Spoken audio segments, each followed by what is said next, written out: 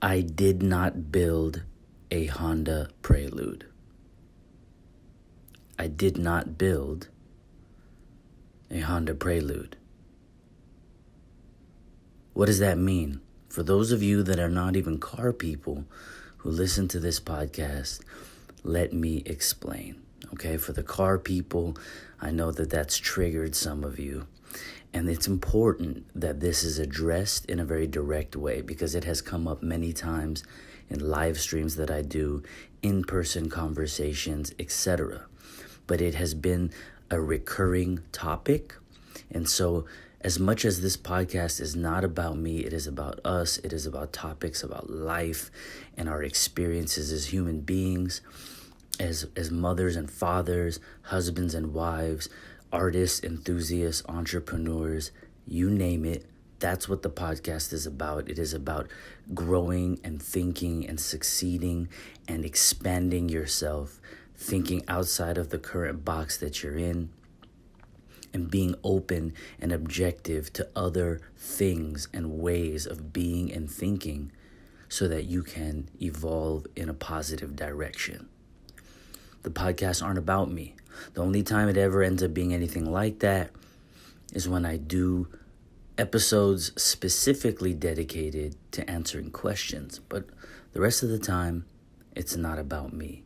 And then we have the community conversations, which are literally conversations with members of the community. So with that being said, this is not going to make sense to some of you. So let me explain. I did not build a Honda Prelude. If you're from a certain region of the country or the world, you might say prelude versus prelude. The pronunciation is not the point. This is about the way people think. That's why it's called the Think Bigger Project, not the Build a Better Car Project.com. And that's why the branch of it is called the Think Bigger Podcast. This is about the way that we think. How you think is then going to be how you act. How you think is how you speak. How you think is how you write or type. So we start at the foundation. It is the manner in which you think. So, how does one get out of one's way? Because your only limit is you. You know, just this morning on Instagram, on the story, I actually posted that. Your only limit is you. And that is all in your head. What you see, how you see people, your circumstances, tragedies in your life, successes in your life, how you see that, how you view that, it's a matter upon the way that you think. Okay? Are you half empty, half full? Are you a cynic? Are you an optimist? Are you a pessimist? All of those things are words and titles that describe the way that you think and how you perceive the world around you. So how does that apply to cars and my specific build? So the post, if you guys go to my Instagram, you'll see a post that I did not too long ago where it's the vehicle that was captured Las Vegas doing the SEMA cruise, the world famous SEMA cruise. For my car people, you guys are going to know what that is. On Friday, at the conclusion of SEMA every year, they do a rollout and a cruise, and they drive the vehicles to SEMA Ignited, where it's finally a public party, a public event for the world. The week preceding it is all private. It's a trade show. It is exhibitors and vendors and buyers and sellers, and it's a convention. It is a private trade show, right? But Friday, they designed SEMA Ignited to be an event for the public.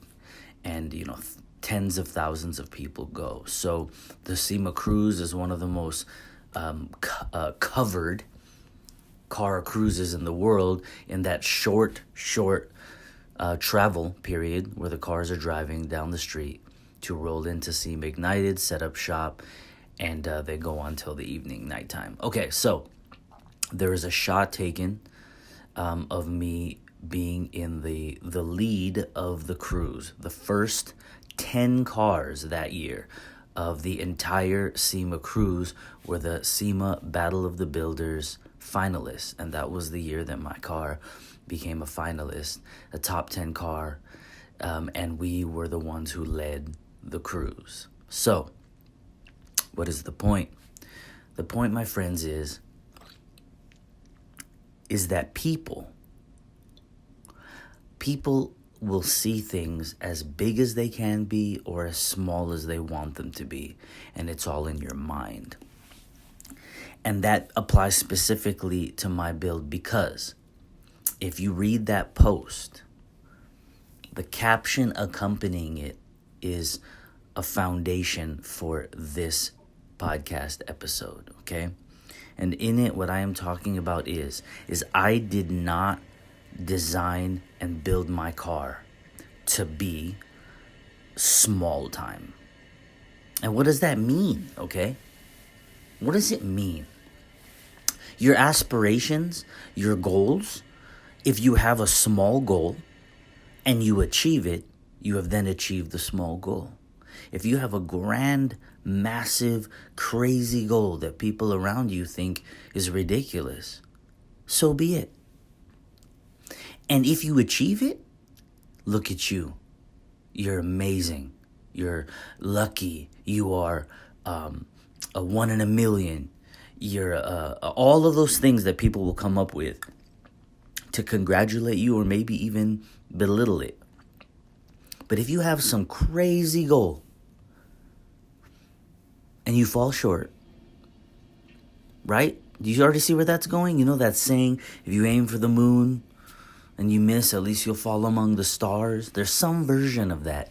There's some synonymous saying that exists for all that. Aim high, if you miss, at least you'll hit in the middle, blah, blah, blah, blah, blah. The point is that if your goal is small and you achieve it, you've achieved the small goal, which is good. That can be a stepping stone. That can be a stimulus that will make you push to the next level. Everyone has a different way of going about it. But I think one of the scariest things isn't to aim high and miss. It's to aim low and connect. Okay? That's not my saying. I've read that over the years and it has stuck with me. I think that it is scarier to aim low and hit. Okay? And just reading books and inspirational quotes and all these different things that exist, I started applying them. Okay? And in the context of my car build, over the years, winning car shows, a bunch of first places, and then next thing you know, the magazine, the premier magazine for our particular niche of car building, contacts you and says we'd like to feature it, and then you end up finding out that it's going to be the cover, and that was 11 years ago, 2008. Then you decide to rebuild the car. You're attending events. You're reading. You're looking at the internet because now you have forums and you have all these things that come to existence that make research and pictures and so much information. It's all right there. It's efficient. It's the source of inspiration is put right in front of you, right at your fingertips, and then your phones, smartphones, right? So the point is, 2008, then you get to 2012, right? You get to 2012, redo the car, right? And hey, your car has made such waves, and you've won so many events, and people love it. We'd like to use it on the cover again. I mean, who would have thought? Right? 2012.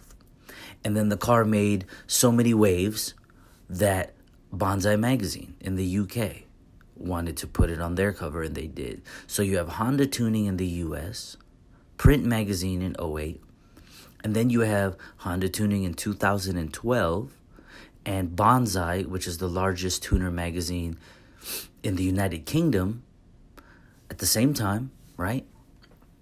And you're hitting these goals, right? And these were accomplishments that I hadn't even dreamed of. At no point in time did I ever know or aim at that time in my life. I was too young, I think. I just think I was too young, and I just didn't see and think big enough. So it was organic, and it was pleasant, and it was an amazing accomplishment for these premier print publications that I grew up on to now be not just featured in, but be the cover of. I mean, amazing, right? So I'm studying other builds and other circles, styles, right? However one does that, whether you're doing it on the internet, forums, and researching and looking things up, whether you're still reading print magazines, going to events, going to races, right? However people were doing things, I just kind of figured out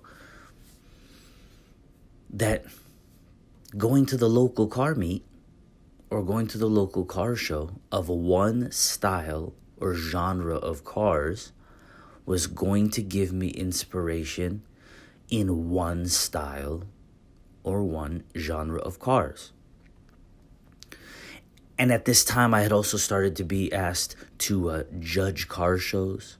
Hey, man, you won, 2 or 3, 4 consecutive of these events. Would you be willing to kind of like unofficially retire and help us judge? And started off one event one time, and it turned into more and more. And then simultaneously, hey, you know what? You're a well-spoken guy. Can you write? Does that translate to written words? Do you know your grammar and your sentence structure? Can you put your thoughts together? And that turned into, here, try this out, write this feature for this magazine. I'll look it over and give you notes, and I'll tear it apart, and I'll constructively criticize it and edit it, and, it might work. And it turned into, you know what, you got it. Here are a couple of pieces of advice, couple of changes, and you got it. And so I started writing for magazines like Import Tuner, Honda Tuning, Modified, Super Street. And so there we are, magazines that cover vehicles and styles outside of what I had been exposing myself to. So you put all of these factors together, and it came to the point where I started studying and appreciating other styles of cars. Not because I had to, but because I wanted to. But then coming into the realm of being able to be a journalist and contribute to these publications, then it was like, okay, now it's serious research. You learn what came what's rare, why it's rare, how is it difficult to source some of these parts, where did they get the inspiration for that particular style, of all types of imports, Honda Tuning, Import Tuner, Modified Mag, and so on and so forth. So back then, it occurred to me that it made sense to learn about more than just what I was comfortable with, what I liked. And those are the foundations for where I got the inspiration for the third build, which ended up making the cover of Super Street's annual Honda issue in 2017.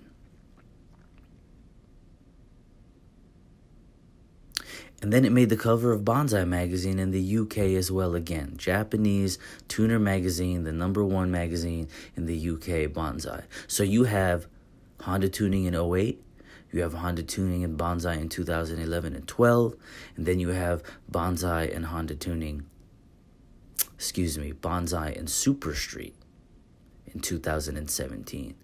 And Past Meg in Canada put a big feature in there, and it was on the top right corner of the cover in that same year as well. So what is the point, my friends? The point is none of that would be possible if I had still been thinking about building a Prelude. Substitute the vehicle, the car, chassis, anywhere in this story, and you should be able to understand what I'm saying. But for the car, guys, I think this is going to end up making the most sense while simultaneously pissing off and or making the least amount of sense to you guys, because whether you intend to or not, you are stuck in a tunnel. And the times that I have commented to people who have taken the time to make a post and compliment me, I think sometimes it just doesn't necessarily translate in the right way, or they're just triggered instantly. Because you will have people who will take these accomplishments and this build, and they'll say, hey man, that is the greatest Prelude I've ever seen. Or that might be the greatest Prelude build I've ever seen. Okay, now, some of you in here listening may have actually said that or read it. The point is here, follow me, you guys, follow me. Don't get sensitive. Don't be upset if you don't understand it for the moment. Just work with me, okay? Substitute whatever you want in life for the vehicle and for the title of the chassis in this story, and it will make sense. So, all right, that is the greatest Prelude build I've ever seen. That is a person giving a compliment, and it is appreciated. So every once in a while, I'll just simply ask, thank you. Hey, out of curiosity, how many Prelude builds have you ever seen? All of a sudden, most of the time, it gets weird instantly. I'm not trying to make it weird. I'm asking a literal question that is based off of their statement. That is the greatest Prelude build I've ever seen. Okay, wow, thank you very much. Out of curiosity, how many Prelude builds have you seen? Now that you mention it, a few. That's one answer I get, some version of that the majority of the time. Or, I've seen a fair amount, man. Okay, cool. How many? 7, 10? Okay, all right. Or those are the people who answer the question. There are people who don't even answer it. And here's the point. I'm not taking away from the compliment. I'm not even unappreciative of the compliment. But I get so connected and obsessed with thinking differently and thinking bigger that I want the person who was kind enough to give their time and energy to create that compliment to get out of their own way. Because whether or not they see it differently, consequently, it doesn't really affect what's going on the other end of things. But I believe none of us should be the type of people that are like, well, they don't get it, I'm out of here. I mean, at some point in time, some people might do that, but I have a hard time with that, guys. The entire creation of the Think Bigger project as a brand and as a YouTube channel and as a way of thinking, with the designs, the merch, right? And then the podcast, the Think Bigger podcast, listen to the words. It's about thinking bigger. It's about us teaching one another and inspiring one another to get out of our own way. Our only limit is ourselves. And if you don't try and to change your mind, if you don't open your mind and the possibilities that what you currently see might be small. Nobody just wakes up as a child and has these grandiose, mega dreams, right? They come from somewhere. Do they come from the people that you surround yourself with?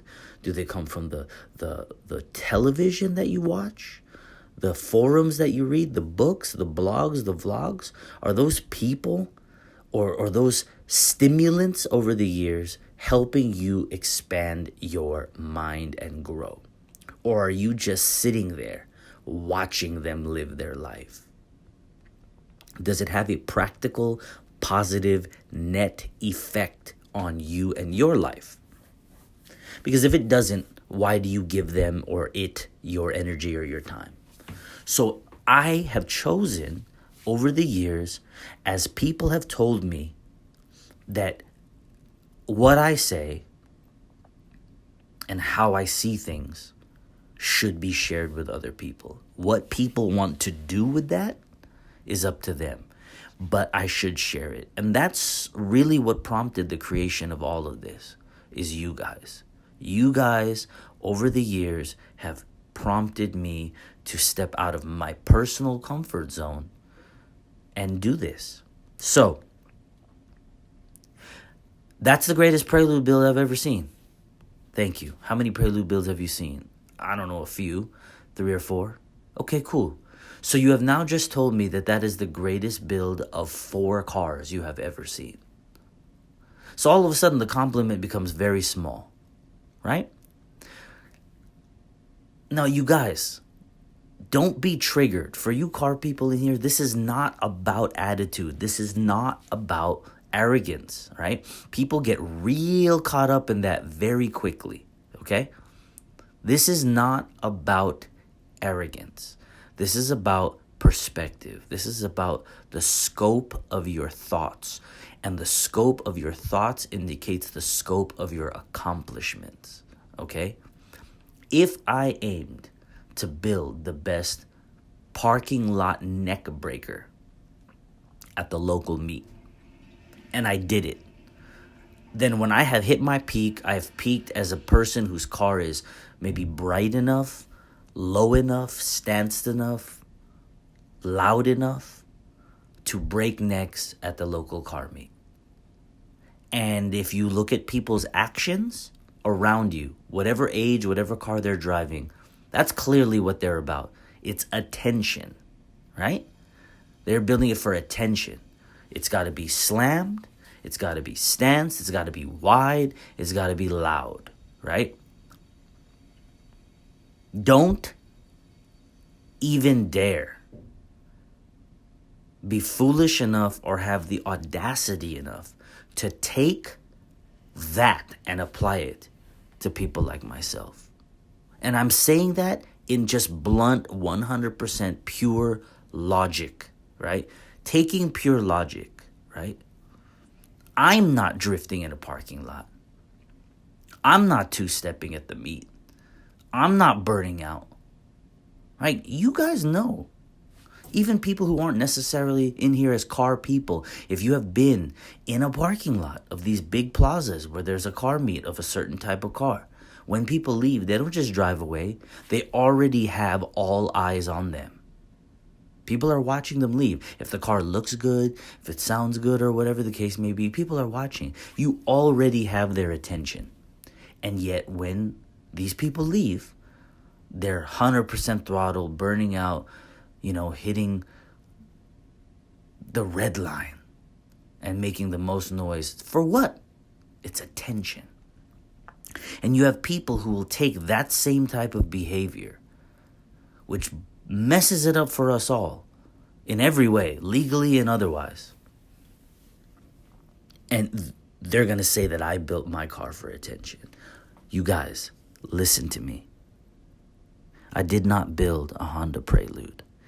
I took the time to take ideas that I had in my head, that I had drawn from drag cars, time attack cars, British touring cars, JGTC cars, show cars, trophy trucks, sand rails, hot rods, Euros.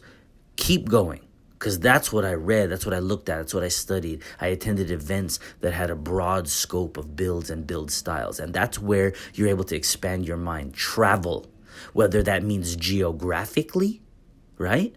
Whether that means geographically you go to another city, another state, another country, or whether that means travel outside of your bubble.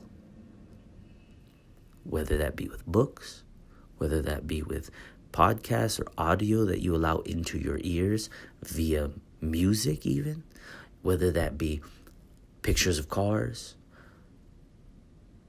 magazines, forums, whatever the case may be. Let this sink in, okay? You are as limited as your thoughts. I built a car that had inspiration from all types, and I put it together with my personalized, customized twist on it. And on some places, I just made stuff up. And there is no way of knowing if other people will like it. But that's never the point, okay? I did it, and I believed in my heart that what was coming together in my mind and then what would come together tangibly in person, I believed that that build would be able to sit and hold its own against some of the best cars in the world. In the context of SEMA, in their famous Battle of the Builders. Are you guys with me? I want you to take a moment and go from the greatest Prelude build, which there's a handful of. So numerically, mathematically, literally, that is a small accomplishment. And it is a good one, and it is a respectable one in its own right. But I'm talking about, think about the jump from, I want to build the greatest Prelude, to I want to build a car that I believe can hold its own against the best cars in the world. Think about that, my friends. I built a car that was a statement piece. It was an art piece. I always tell people, stop thinking about the chassis. Stop labeling cars, okay? And this ties into the whole track car, show car. That is the most small-minded way of categorizing and belittling, or narrowing down a car, okay? Now, there are people who are dedicated race car builders. They're building a track car, and that's all it ever will be. I respect that. But the elitist attitude is laughable, okay? Function over form, I respect that, right? Driver control, confidence behind the wheel, vehicle awareness. Those are skills and abilities that can never be unneeded. Driving your family, you're driving your kids, you're driving yourself. Could be anything. Rain, black ice, skid out, whatever. Having the confidence, the know-how to potentially push into the throttle when you need to instead of slamming on the brakes. Counter steering, ways to keep your car potentially from spinning out of control. And, God forbid something bad happens. Are you with me? Those are crucial skills. And there's no way that they will ever be something that anyone should ever be like, you don't need to worry about that. Okay? That's not what I'm talking about. Okay? I'm talking about the idea that if you don't track your car, it is a waste. Is one way of thinking, and it is inside of a tunnel. Okay? And then, if you attend a show, you're a show car. If you attend a show, you're a show car. So if a guy goes to a show once, he's a show car. If a guy goes to the track once, he's not a track car though. So where does that apply? Where does that whole line of thinking work, right? If you have a Miata or an Evo and you do a track day, do you all of a sudden have a track car? No, you have a car that you took to the track, right? Okay. But if you have a car that goes to a show or meets, all of a sudden, oh, well, that's a show car. And it's placed in a category. Man, It occurred to me a long time ago that that is an idiotic way of thinking. Do you design your car and go about doing with it what you want? But the point is that it isn't a right or a wrong. If you think a car should be on the track once a month, once a week, right? Good. Go and do that, right?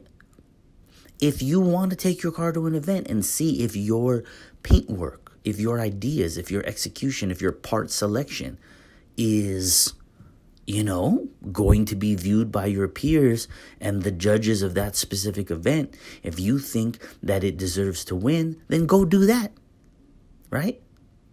But the idea of one being right and one being wrong and people talking down to each other for that is stupid and childish. You have even people who are talking about daily drivers. Oh, you don't drive your car. You don't daily it. No, not everyone does. Some people can afford to have more than one car. Some people work so close to home that they carpool, right? Some people work so far from home that they carpool. There are company van pools and carpools all over the place. So you're going to tell me that because a person got old enough or grown enough, depending on how you want to word it, that they ride with coworkers or take an Uber or Lyft if they're close or take the train, right? They're not driving their car, so what? It's a waste to you? What if on the weekends they have their kids and the kids don't or shouldn't be in a car that smells like exhaust and fumes and gas?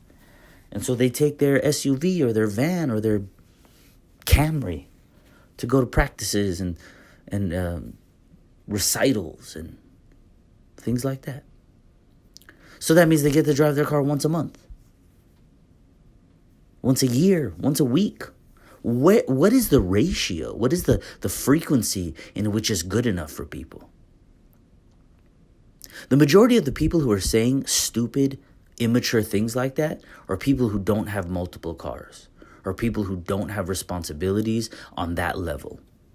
Because they're the ones who justify that with, oh, well, if you don't drive your car, then it's not good enough. What if that person can afford to not drive their car every day? There's this idea that your daily car and your project car should never be the same thing. After you get to a certain point in life, you should be able to do both, right? Because when we were younger, I don't know how other people did it, but everyone's project car was the car that they had. Like every once in a while, you heard about somebody with multiple cars. Okay? But for the most part, we were all just messing with the one car that we had. That was then, and this is now. If somebody gets to a point in their life where they can afford to not have that be the same car, or then maybe afford to have 2, 3, 5 projects, right? And a daily, and a family car. Some people have a commuter, a work truck, and 2, 3 projects. So are we going to bitch at them because they're not driving their quote-unquote nice cars? Come on, guys. Just, that is, I don't even want to use profanities here on this podcast, okay? There's already been 1 or 2 used. But my point is your car is what you want it to be. Is anyone over here up in arms calling Jay Leno, saying you don't drive your car so you're not a real car guy?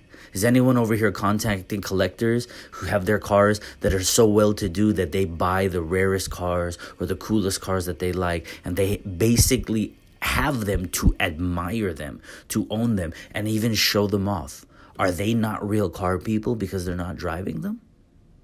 Hey, don't get me wrong, guys. I'm around a lot of people. There's entire vintage racing series where people are taking very rare and very valuable cars, and they are outright racing them against each other frequently. So I'm not saying there's one or the other. That's the entire point. Everyone's so caught up in what other people are doing and what other people are making use of. Your car's not being used the way it should be. Man, mind your fucking business and go accomplish something for yourself, okay? Because the people who think big can accomplish big. And if you want to stay in your little ass lane and think small, go right ahead. But keep it pushing, keep your mouth shut and stop judging other people. Okay? And this is where we get to another foundational point of my personal build. Okay? I built a car that would shatter stereotypes. When I chose to debut it in a place where the majority of the cars around it, and when I mean majority, I mean like 99%, okay? When the majority of the cars around it are American hot rods, you're going to have to be very open to the fact that you could put your heart and soul into something, and you have people who are going to walk up to it and be like, that's pretty nice, and just keep walking. That's it. That 1.5 seconds of their life, that's all your hard work got. And if you built it for attention, if you built it to wow people, if you did that and you don't get that wow, that oh my God, I've never seen this before, this is the greatest thing on planet Earth, blah, blah, blah. If that's the point and you don't get that response, you have, by definition, failed. But that's not what it's about. You do what you do in your life for yourself, for your loved ones, for your creative outlet, for your artistic outlet, right? You do those things so that you can see your imagination come to life. If other people like it, cool. Why did you paint your car that color? Why did you put it on those wheels? Why is it so low? Why is it so wide? Why is it so loud? I mean, at what point in time are people supposed to or not supposed to have to explain themselves? Okay? Whatever it is that you're trying to do, you need to own that. If you want to win car shows, own it. So many people try to justify, I'm going to go to the track once in a while. And you know what? If that's what you want to do, cool. But so many people do that and say that because other people are giving them a hard time.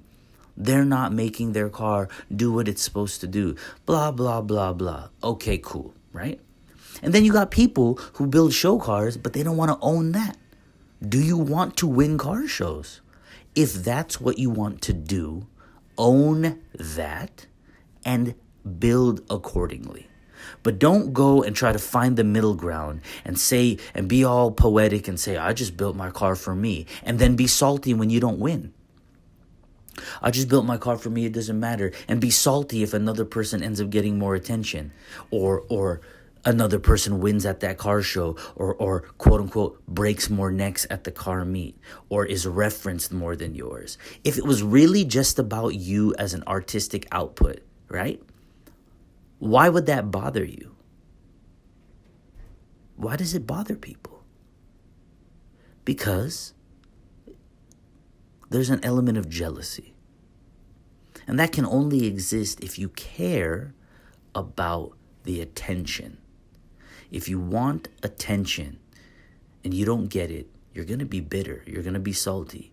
And then if the attention that you think that you should be getting is going to someone else, you're going to hate them. Does this sound like someone you know? Or does it sound like you?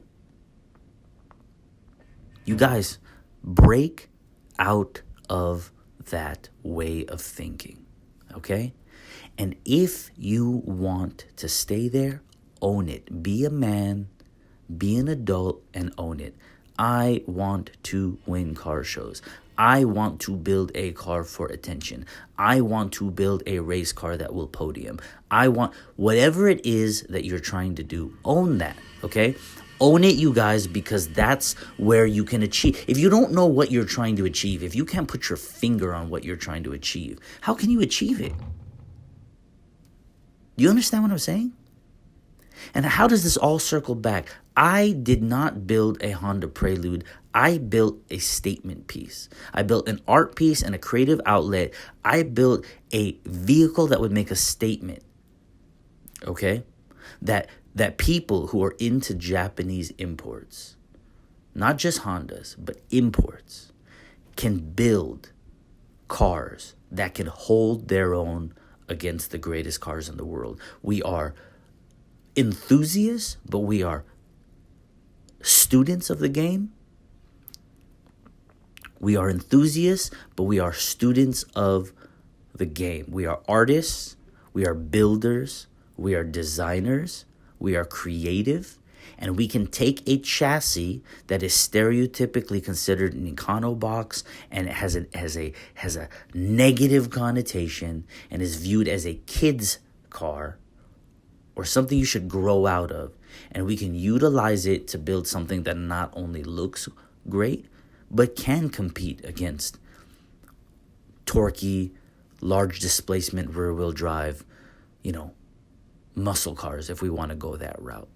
Okay, read that post of the picture taken of the car leading the SEMA cruise, and it ended up just being an outlet, you guys. On my Instagram, look at that photo and just read the caption. It ended up just kind of coming out at that point. Enough people were bringing it up, and I have been putting aside doing this podcast episode because the Think Bigger podcast is not about me. Okay, it's about us. It's about the community. It's about us learning from each other, learning and growing and expanding and maturing. Okay, but this episode was prompted over years of people who mean well, saying a statement that indicates that they are still inside of that cave and tunnel of thinking, and I want them out of it. It's not even about my car. Okay. I built a statement piece, and it made, you guys read the coverage that Super Street did, that various publications, Speed Hunters, right? These are massive, massive blogs. Speed Hunters, look them up. Look at the article they wrote. I don't know the guy who came over to me at SEMA and at various events and talked to me about the car. I don't know him. He came up to me and they created an article. Go look it up. It's called Setting the Honda Standard. I didn't write that. I didn't create that. When Super Street did the cover, the Honda edition cover with Rye-Wire's Integra, and said, are these the two greatest Hondas ever built? I did not write that. There are people who got real salty. I reposted the image of the cover or something like that, and I put in quotes, the question or a quote from the article. And you have people that have, the salt comes out instantly. And they're just like, who do you think you are to say that? And I'm just like, did you even read? I didn't say that. Okay? And if they never created that article and never worded it as such, I would be okay. I did not know that the community and the culture and the media side of things would love anything that I've done. You know how much slack I got from painting a car a red wine color, which everyone loved. To this day, I get people who tell me that version 1 was the greatest one. Okay? That color was amazing. Trust me, it was horrifically painful to watch the body shop take probably Scotch Brite and just start scuffing down the quarter panel. You know what I'm saying? To when I went to the mint green version 2 that was on the cover of Honda Tuning, the one where I'm sitting on top of the car, okay? I watched them start just effing up the paint as they scuffed it all down to start working on it to get it ready to change the color, okay? You guys just do you in your life. You need to be able to admit that if you are wanting others' attention, that you either own that or change.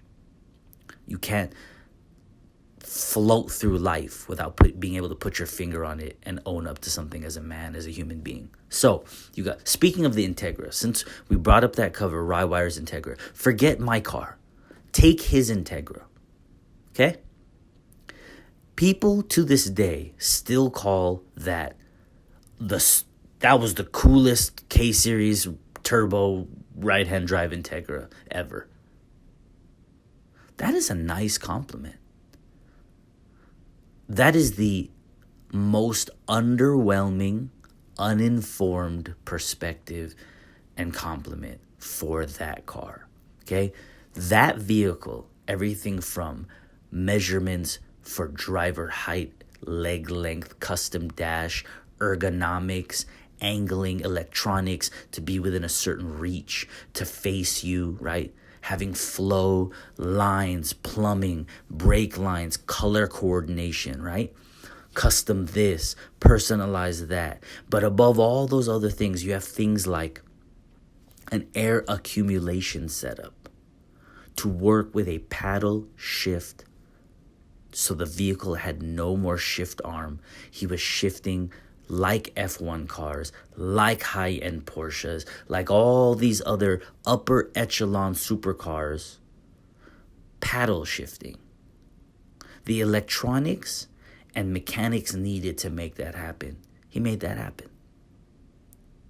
The wiring, junction boxes, disconnects. A lot of people, right, missed all of that. Now, there is a very viable argument for how or why they missed it.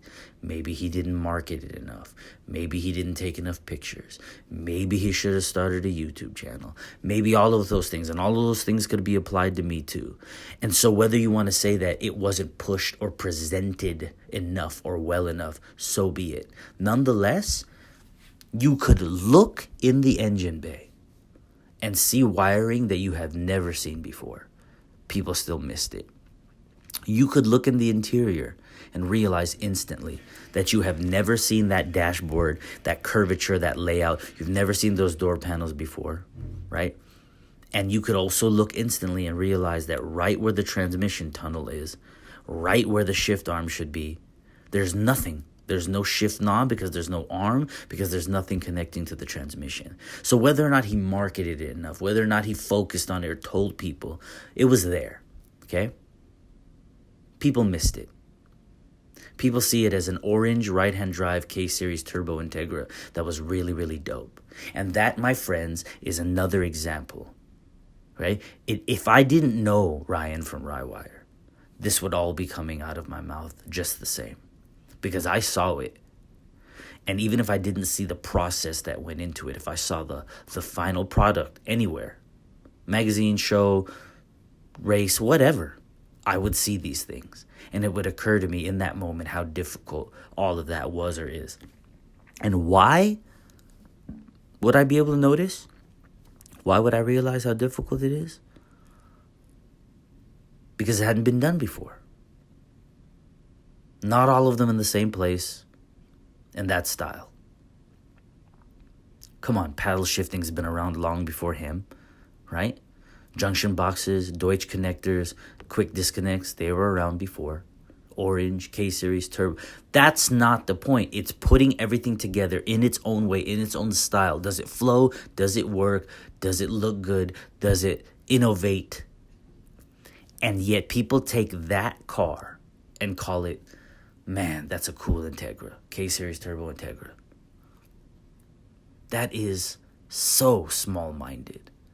And if you're one of those people who have ever said something like that, this is not personal. You guys who know me, who joined the live streams, who followed me for years, you know one of my sayings is, it's not personal, it's principle. This is a principle, you guys. Okay? So switch it back to my car then. Forget that. I'll talk about mine. I did not build a Honda Prelude. I utilized a chassis. A chassis is just a canvas. You could do it to an E30 BMW. You could do it to a Skyline. You can do it to a Jetta. You can do it to a Golf. You can do it to a Camaro. You can do it to a Pinto. The idea of taking customized parts, color coordination, textures, right? Style, stance, function, technology. Put all those things, that formula, if you will, on any one of those chassis I just mentioned, or any chassis, and the build will stand out, okay? The valve cover. Do you know how many people don't even realize what went into that valve cover of my car? People who have Preludes and H series or F20Bs don't even understand. And I don't really know how or why, right? But the valve cover is, 15, 20 hours. Right? There's a 45-degree front facet that's never been on one before. It's been cut in half, reshaped, lathed for aesthetics, for looks. for clearance, for design. It's how I think that the valve cover should look or should have looked from the factory. And then that idea is taken and streamlined even more. It's not about the oil cap, right? You know how many people haven't noticed the trigger setup, right? Certain Accords and other particular cars of that style have a crank trigger, right? And some vehicles, you guys will see it on B series and things like that, where they add a cam trigger. You know those cam trigger kits, right? So you have them for H's, you have them for B's, right?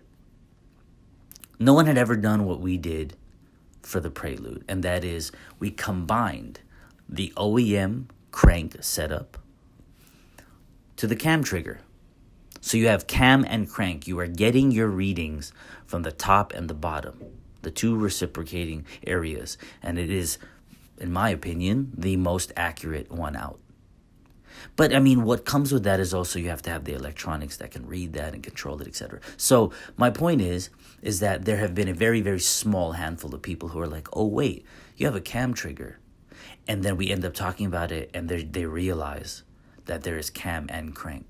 Okay? It's never been done before on that particular setup. That's one piece. The valve cover is another piece. Okay?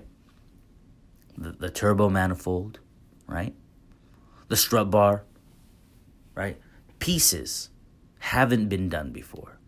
Does that mean that a person has to have something that hasn't been done before to stand out? No. There are people who pick quality parts and colors, and when you put it all together, the car stands out. It's beautiful, okay? But what we are talking about here, guys, is at no point in time do you narrow it down and say, that is the greatest Integra I've ever seen. That's the greatest Prelude I've ever seen. That's the greatest Civic I've ever seen, right? Or what's even worse is the kind of the reverse saying. Wow, man, that is really dope for a Honda. That is really cool for a Civic.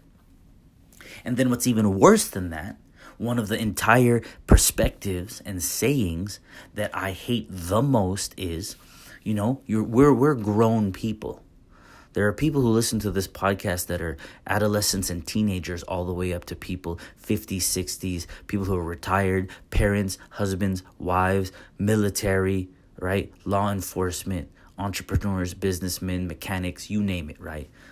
First of all, thank you to all of you guys. So shout out to all of you who are listening right now. But my point is, it doesn't matter if it's a car. It doesn't matter whose car it is. You guys are adults. You can take the point, the premise, the analogy, the metaphor, whatever you want to do with this, and put something else in its place, okay? You guys have to break out of your own way, right? I know a lot of this is disjointed. There's so many things going on because this particular subject could go on forever and ever and ever and ever. And I want you guys to break out of your own way. Or if you know people who are stuck, help them break out of their own jail. It's jail, okay? Because I was not that young when I heard somebody say, oh, you're into cars? What kind of cars are you into? And when I say, oh, I like Hondas, they're like, oh. Or even, okay. And then as I got older, that particular response started to piss me off, okay? I'm a grown man making grown money, modifying my car in a very respectable way, what I thought.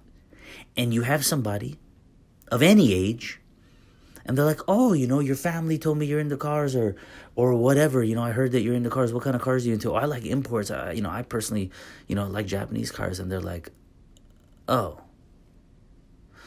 aren't you a little old for that? I know those of you in here have heard something like that. And if you haven't, it's because you're staying within the bubble of your community, which no one's going to do that.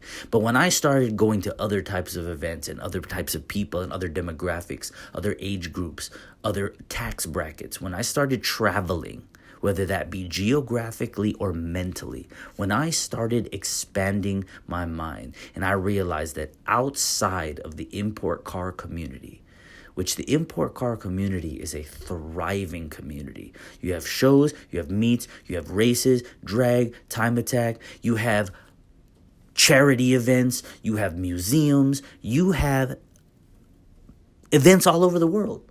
I attend events all over the world. It is a thriving global industry and community, and it is tiny compared to the rest of the automotive community.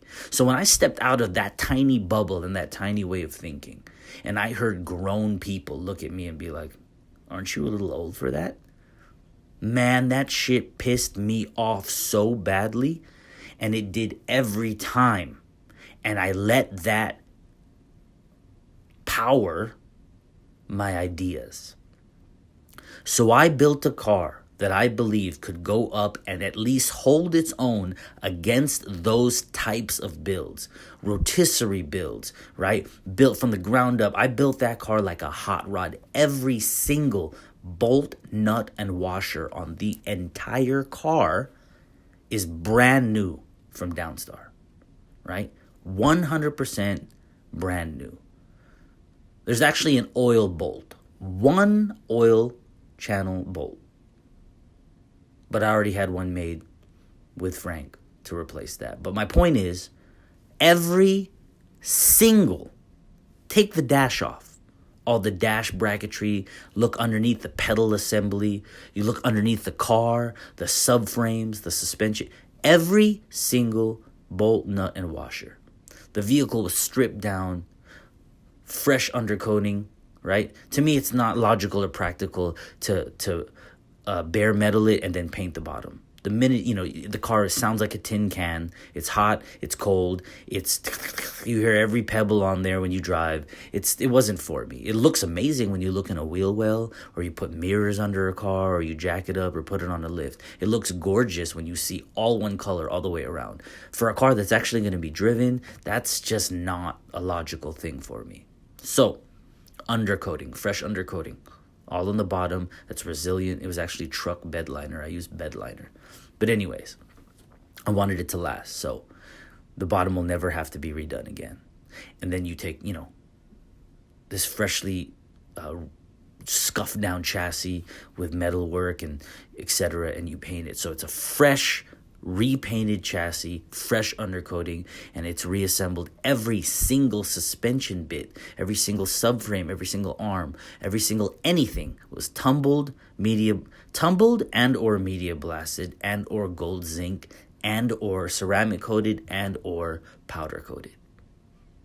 I was at SEMA and hot rod shows where I was underneath some of the most respected hot rod builds in the world, and it occurred to me that if I ever want to help shatter those stereotypes, that's the level that the quote-unquote big boys do it at. So, that's what I did. You have a vehicle that was built, quote-unquote, like a hot rod, 100% brand new. Pedal assemblies were powder-coated, fresh hardware, gold zinking, clear anodizing, media blasting, heat treatments, paint, textures. When I was looking at powder coats, I was looking at texture. Because texture mattered, not just color.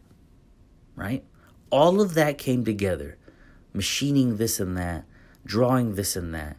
Then you have the front end. You have this idea in your head. Draw it, render it. I call my friend Cody. Cody, man, come over here and help me. I need you. Are you down? Yes, I'm down. He comes through. I'll have to do a whole separate podcast about the people and the process. But the whole point in me bringing this up is, you guys, you cannot take a vehicle that was built like that and reduce it in your eyes, in your mind, and reduce it to being the coolest one of 7 cars you've ever seen. If a person can build a car that other people can look at as more than just a Honda, why can't the Honda community? One more time, listen to me. I built a car that could be looked at by people who do not like what we do. They do not respect us. They do not like our community. It is a joke. It is a childish thing. It is Fast and the Furious. It is loud and slow and low and wide and obnoxious. Okay? I built a car that I humbly believed, and I had no idea if it was going to happen or not, but I believed would be a representation of what we are capable of as enthusiasts and artists and builders and creatives and innovators. And I built that car to be able to be looked at as more than just a Honda. And I put it in a forum in which it could have been torn apart or even worse, completely and utterly ignored. And I built a car that made old-time hot rod builders come over, shake my hand, and say, I didn't even know that you guys could do this. I had multiple men at different events, SEMA or otherwise, come up to me and say, I didn't even think you Honda kids knew about this type of stuff. I'm a mid-30-year-old man, okay? When I brought that car out, I was 35 years old. I'm not a child. I'm not a kid, right? I work hard, and I built a car that I love, right? And even in the midst of a compliment, you have a man who says, I didn't even think you kids could build a car like this. So instead of reacting angrily, instead of letting that kids part, that jab, affect me, I took the second part and I let it affect me. I didn't think that you guys, you kids, could build like this. I didn't know that you all, your type, you people, knew about fluid dynamics or F1 liveries or this type of racing or that type of paneling or this type of plumbing or this type of whatever. Do you guys understand? I built a vehicle to represent us and what we're capable of, to shatter stereotypes, okay? And force them to respect it. I built a car for us, for the community, for the culture, to be looked at as something as more than a Honda. And within the Honda community, they can't even see it as more than a Honda. Without even meaning to.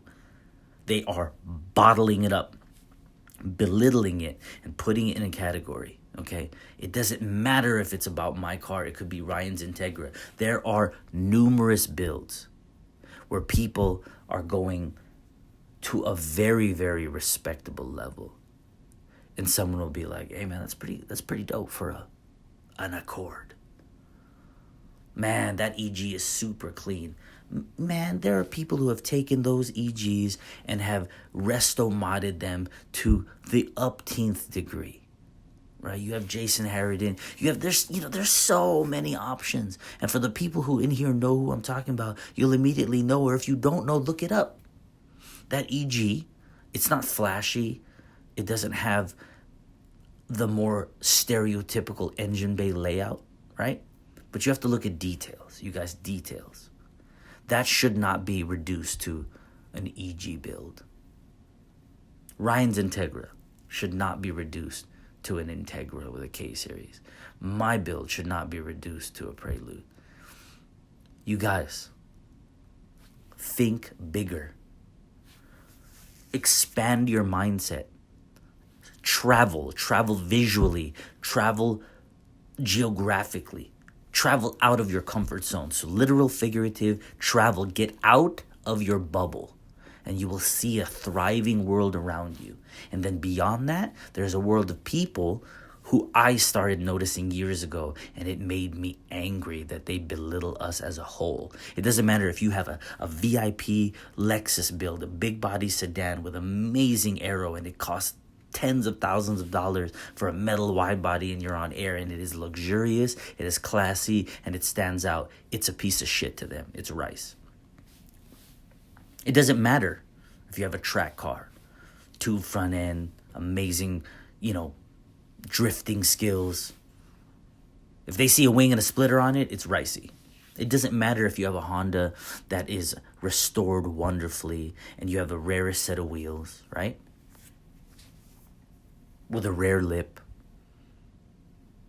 To them, it's all the same. All of these cars are the same thing. VIP stance, race show, that entire world laughs at what we do. And half the time, I guess it's not even their fault. Look at the way they're exposed to our community. The Fast and the Furious franchise is one of the most profitable movie franchises of all time. The first movie is a cult classic. And it did a lot for the industry, but it also created the foundation for stereotypes that exist to this day. Stronger than ever sometimes. Look at their exposure to our community. The movies, right? And then the news. With people street racing and crashing. And takeovers. And people doing crazy, stupid shit. So it's understandable even. Who's going to change that? Does it matter? Some of you are like, who cares what they think? True, man. If you don't care what they think and you want to exist that way, I even respect that. But I don't like it. And the first time I had an adult look at me, another adult, and say, oh, okay. Aren't you a little old for that? That was it. No. Hell no. Okay? And there's wonderful ways to break that stereotype. You want to go put up a front-wheel drive car against a rear-wheel drive or all-wheel drive cars. There's no replacement for displacement. Balance and handling, right, have proven that short wheelbase, small, lightweight front-wheel drive cars can absolutely destroy longer wheelbase, rear-wheel drive, big torque, big horsepower, big displacement setups. So on a track, show, and all of the above and everything in between, there are examples of it, and we need to stop putting them in a box and downplaying them, whatever they may be. Because that's what they do to us, so we shouldn't be doing it to each other. Think bigger. There's nothing wrong with acknowledging. There's nothing wrong with giving credit where credit is due. There's nothing wrong with that. Are you guys with me? Did I make sense? Comment. If you're listening to this on YouTube, comment. I want to know your thoughts. And for all of you listening, Spotify, Apple Podcasts, Google Play, Stitcher, SoundCloud, etc., there isn't really a way to comment. So I put an Instagram post with a specific color-coded thumbnail for this episode and every episode. I post it on my Instagram page, and the comment section is a forum for us to continue the conversation. Do you agree? Do you disagree? Which parts? Why? Elaborate. Explain yourself. I want to know your thoughts. I want to know if you get it, if you don't get it, if you care, if you don't care, why you don't care. I want to know if there was a revelation in any of that for you. I want to know, okay? Instagram, comment, right? I did not build a Honda Prelude. Stop thinking so small. I mean that with love and respect. Everything that I say and do for this community is about its growth. If you understand what I'm saying, cool. If you don't understand what I'm saying, cool. If you like what I'm saying, cool. If you don't like what I'm saying, cool. But interact, share, let me know, okay? Your input is valuable for all of us, okay? That's why the comment section on Instagram's there. People can see your posts and read your comment. People are scared sometimes. They don't want to comment, guys. So interact. Take the time to comment. They might not even respond to you, but they'll read your sentence, your question, your thoughts, and our interaction with each other, and it can help. This is about helping people grow, stimulating thought. We might not know because they might not ever put it on the page. Or maybe, as most people do, they DM me. Maybe they want to keep it private. I respect that too. The point is, it's about the community.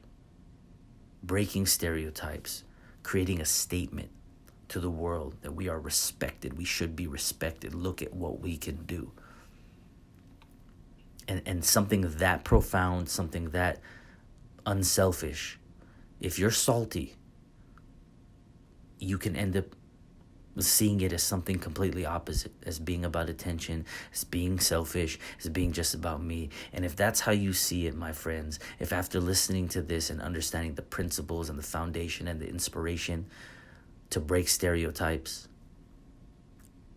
to force the rest of the world to have no choice but to at least look at what we do and respect it. If you can't see that, so be it. I would humbly ask that you listen to this again. You read the words. It's not about me. It's not about the chassis. It's not about any of those small things. It's bigger than that, okay? It's about representing the community with class. It's about breaking stereotypes. It's about forcing others to respect us and not laugh at us, okay? That's what it's about, you guys. I did not build a Honda Prelude. Get it? Are you with me? Let me know.